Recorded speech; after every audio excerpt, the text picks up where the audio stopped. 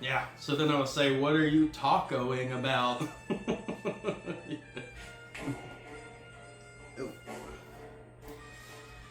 Well, welcome to this evening's edition of Live on the Green. I'm your host, Eric, and I hope you enjoy listening. Before we start, I do have an advertisement for Grandma Mabel's Instant Gravy Candles.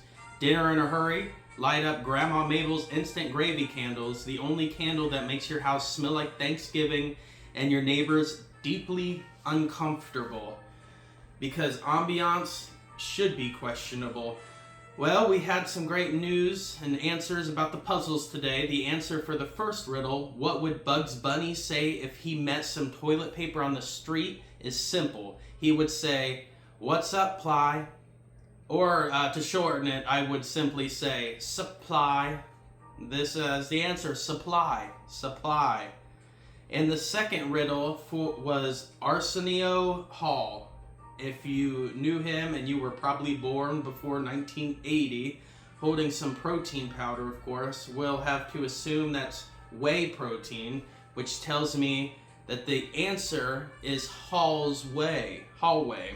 Thus, the answer we discovered were the supply room and the hallway. Therefore, we can go ahead and cross those off our list too, which now means we know the location must be the front desk. Also, we know that the item used must have either been the teapot or the cauldron. This is getting very exciting. As a thank you for those of you who submitted the correct answers, I have randomly drawn some names for prizes that you can get. If you just come and see me, then you'll be able to get them, I suppose. Oh, we've got a guest. Two of them. Why you two can come sit down. And I believe the nicknames the butler gave you are Mrs. White, Ashley, and Professor Plum, Janice, right? Yes, I suppose. I am known as Professor Plum, and this is Miss White. You wanted to see us? What can we do for you? Well, as I'm sure you know, I've been asking those of you listed on the posters to come in so that I might interrogate and see what you have to say for yourselves. I am, after all, somewhat of an expert investigator, and I suspect that at the end of the day, I will have enough clues to determine which of you is the mysterious culprit. Yes, we've heard you've been interrogating the others, and we have nothing to hide. All right. Well, let me start off by asking you two, where were you at late at the night last week when not scheduled? Oh, yes, we were. We won't deny it. We did have a project to work on. But you know, it couldn't have been us who did anything suspicious. Remember, the butler already told you that he finds me plumb delightful. And he wouldn't be upset with Miss White either, because he admires how clean she keeps everything. If you ask me, it's Colonel Mustard and Miss Peacock who weren't being straight with you. I believe they are both sus. So you think Colonel Mustard and Mrs. Peacock are sus? Do you have anything to back up that claim? Well, I, for one, know that Colonel Mustard can be very pushy when he's hungry. He's been trying to cut back on sugar, and I suspect that's why he eats all those mustardy snacks. And if it was late at night, it wouldn't surprise me if it was Colonel Mustard who got cranky and did something that frightened the butler.